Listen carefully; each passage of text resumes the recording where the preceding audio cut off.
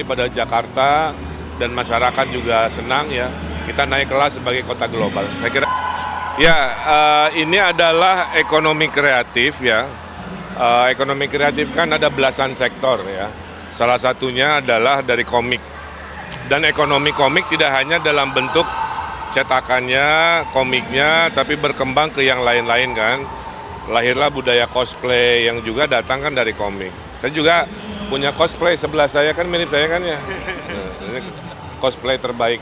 Nah, dalam teori ekonomi ini tuh disebut hobinomics gitu.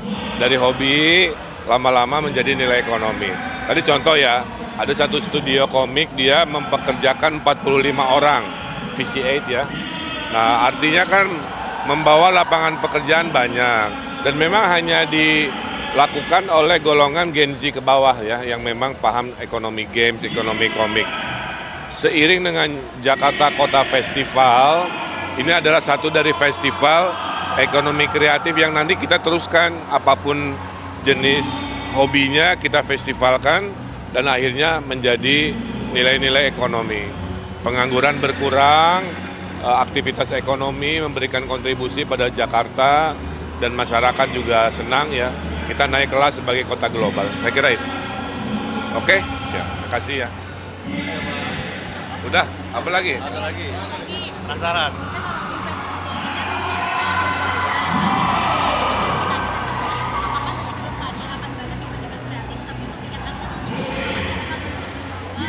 Ya, saya kira nanti setelah terpilih saya diskusikan lah ya. Ada golongan mana yang disubsidi mungkin begitu. Karena kalau semua digratiskan, gimana perputaran ekonomi buat penyelenggaranya juga kan harus diperhitungkan ya. Karena ini kan B2B sifatnya, jadi bisa dibiayai. Tapi kalau tadi pertanyaannya, adakah untuk golongan menengah bawah, saya kira seperti teori pelayanan publik, yang mampu tetap bayar, yang tidak mampu nanti disubsidi gratis bisa. Ini didukung oleh Pemprov DKI aja. Mudah. Ya, ini adalah ekonomi kreatif ya. Ekonomi kreatif kan ada belasan sektor ya. Salah satunya adalah dari komik. Dan ekonomi komik tidak hanya dalam bentuk cetakannya, komiknya, tapi berkembang ke yang lain-lain kan.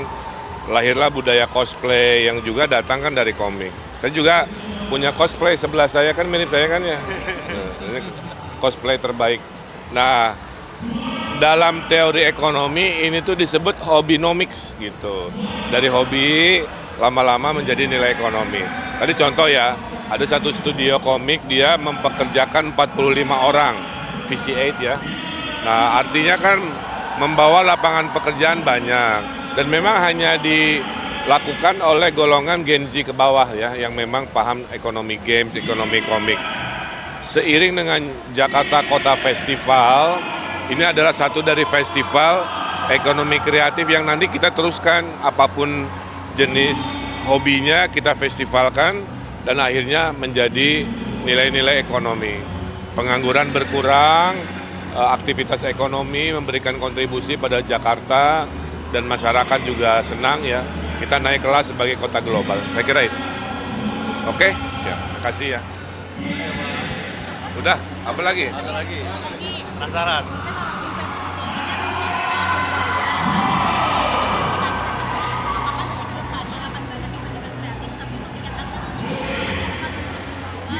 Ya, saya kira nanti setelah terpilih saya diskusikan lah ya. Ada golongan mana yang disubsidi mungkin begitu. Karena kalau semua digratiskan, gimana perputaran ekonomi buat penyelenggaranya juga kan harus diperhitungkan ya.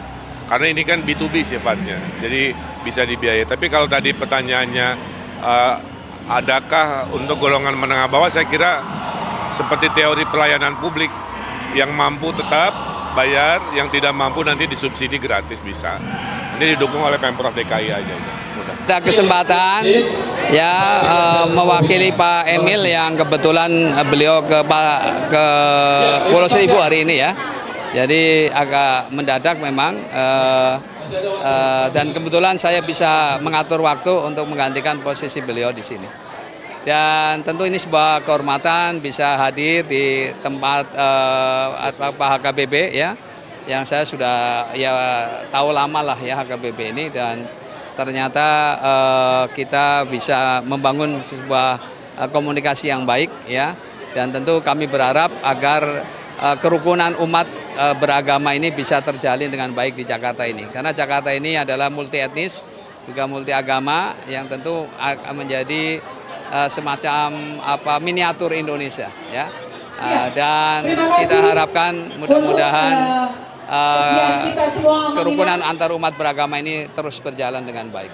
Selama ini komunikasinya yang dijalin seperti apa? Apa ada aspirasi-aspirasi? Ya, tentu saja nanti kami justru akan membuka komunikasi yang lebih luas lagi ya. Nanti kebetulan sosial kemasyarakatan nanti akan diserahkan ke saya oleh Pak Ridwan Kamil, akan menyerahkan ke saya, sehingga saya tentu ingin membangun komunikasi yang intens. Kami berharap di masing-masing umat ini juga mengokohkan kekokohannya ya, kerukunannya, apalagi nanti kerukunan antar umat beragamanya itu juga nanti akan kita bangun yang intens. Biasanya muncul ketidakharmonisan karena persoalan komunikasi. Maka dengan komunikasi yang baik, dan kami akan ada dialog yang secara rutin bisa kita adakan, mudah-mudahan ini akan bisa menghilangkan mispersepsi itu. Ya. Berarti nanti akan komunikasi juga dengan Pak Nasaruddin Umar ya, Pak Haji, memungkinkan? Oh ya, sangat. Kementerian Agama. Sangat, sudah pastilah ya, sudah pasti, karena pemerintah pusat pasti harus inline dengan pemerintah daerah, harus inline dengan pemerintah pusat ya, saya kira itu. Ada kesempatan ya mewakili Pak Emil yang kebetulan beliau ke Pulau Seribu hari ini ya. Jadi agak mendadak memang, dan kebetulan saya bisa mengatur waktu untuk menggantikan posisi beliau di sini.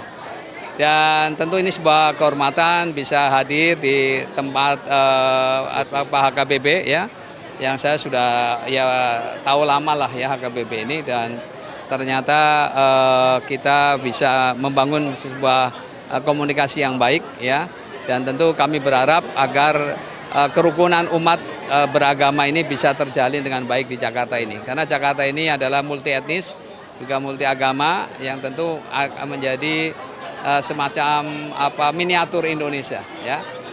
Dan kita harapkan mudah-mudahan